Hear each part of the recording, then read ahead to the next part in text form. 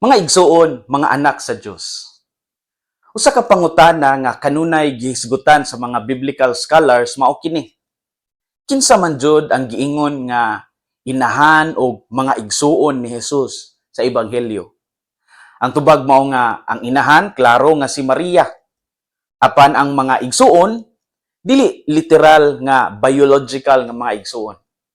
Sa tradisyon sa mga Hudiyo, ang pulong igsuon mahimong magpasabot og igagaw, paryente, o silingan nga duol sa pamilya. Mo nga wala kini nagpasabot nga si Maria adunay laing mga anak gawas kang Hesus. Sumala sa panudlo sa simbahan, si Maria nagpabilin nga berhen hangtod sa katapusang gutlo sa iyang kinabuhi og hangtod sa hangtod.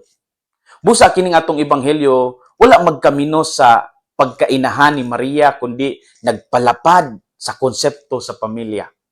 Si Jesus gusto nga ipakita nga ang iyang espiritual nga pamilya mao ang tanan nga nagapatalinghog ug nagatuman sa pulong sa Dios. Unsa may mga mapamalandungan nato karong adlaw? Unang punto, si kinsa nga sa kabubuton sa Dios mutuman mahisakop sa pamilya sa langit nung amahan.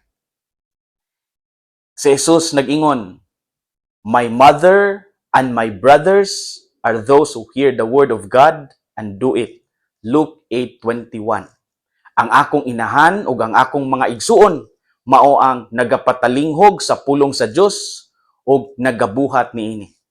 Mao nga ang pagkahisakop sa pamilya sa Dios dili pinaagi sa dugo, dili pinaagi sa kultura, dili pinaagi sa tradisyon, apan pinaagi sa pagtuman sa kabubuton sa amahan. Mao nga ang simbahan dili usa ka exclusive nga grupo. Ang tanan nga nakapatalinghog ug nakatuman sa pulong sa Dios mahimong sakop sa pamilya sa Ginoo. Usa kini kahagit, akong hagit para sa atong tanan nga dili lang mamati sa misa o mubasa sa Biblia apan puy-an jud ni sa matag adlaw. Kung atong basahon o pamalandungan ang pulong sa Dios, kita konektado sa atong tinuod nga pamilya, ang pamilya sa Ginoo. Kung atong tan-awon sa kalibutan karon, daghan kaayo ang mga tawo nga nagkinahanglan og pamilya nga moabag kanila. Daghan ang mga nakabati nga sila nag-inusara. Daghan pud ang mga pamilyang nag-antos. Daghan ang nangita og ilang kadangpan.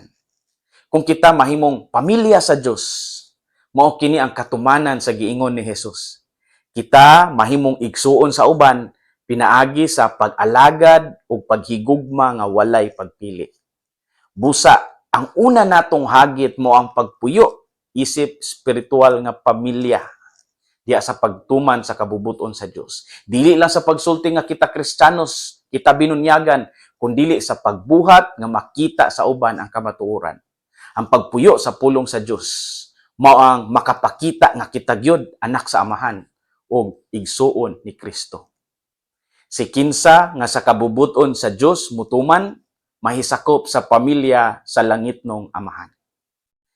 Ikaduhang punto, ang matuod nga pagtuman sa Ginoo mao ang pagsunod kang Kristo. Kung ato lang yung tan-awon ba, daghang tao ang nakadungog sa pulong ni Jesus niadtong panahona. Apan dili tanan nituman og nisunod niya. Sama ra gihapon karon, daghan ang nakadungog sa ebanghelyo matag Domingo. Apan pila ra bagyod ang nagpuyo niini sa adlaw-adlaw.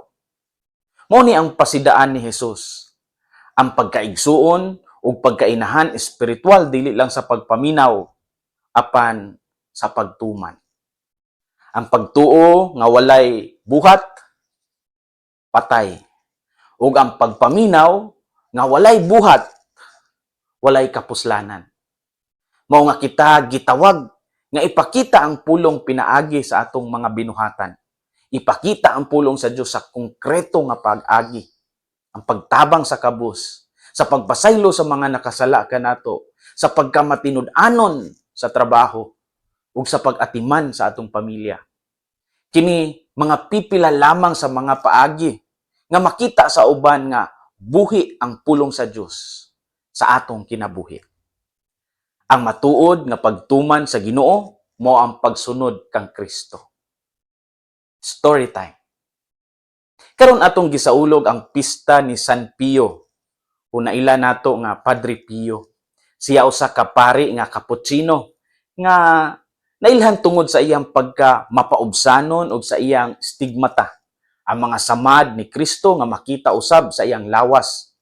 Usa sa mga importante kaayo nga bahin sa iyang kinabuhi mao ang iyang daw walay kakapoy nga pagpaminaw sa mga mukumpisal niya. Naghulat og taas nga linya ang mga tawo gikan sa lain-laing dapit aron lang gyud makakumpisal niya. Ug siya mugahin og taag-as nga oras sa kumpisalan aron makahatag og kalinaw sa mga kasing-kasing nga niduol niya. Mao kini ang iyang paagi sa pagpuyo sa pulong sa Dios, sa pagpanghatag sa kaluoy ug pasaylo nga gihatag ni Kristo.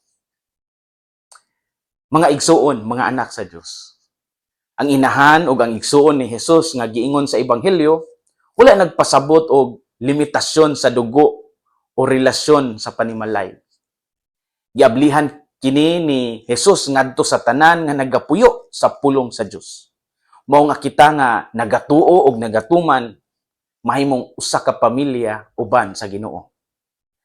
Pagdala nato niini nga mensahe karon, hinumdumi nga ang imong pagkaigsuon ni Kristo makita sa imong buhat. Ang imong mga buhat mao ang magmatuod nga ikaw tinuod nga anak sa amahan ug igsuon ni Kristo. Hinaot nga ang kasing-kasing ni Kristo maghari sa atong mga kasing-kasing. Kini si Father Felmar Castrodes, Fiel SVD, ang inyong magsisibya sa maayong balita. Gikan dinhi sa Christ the King Mission Seminary, Quezon City. Hinumdumi ang kinabuhing Kristiyano, kinabuhi sa pagserbisyo.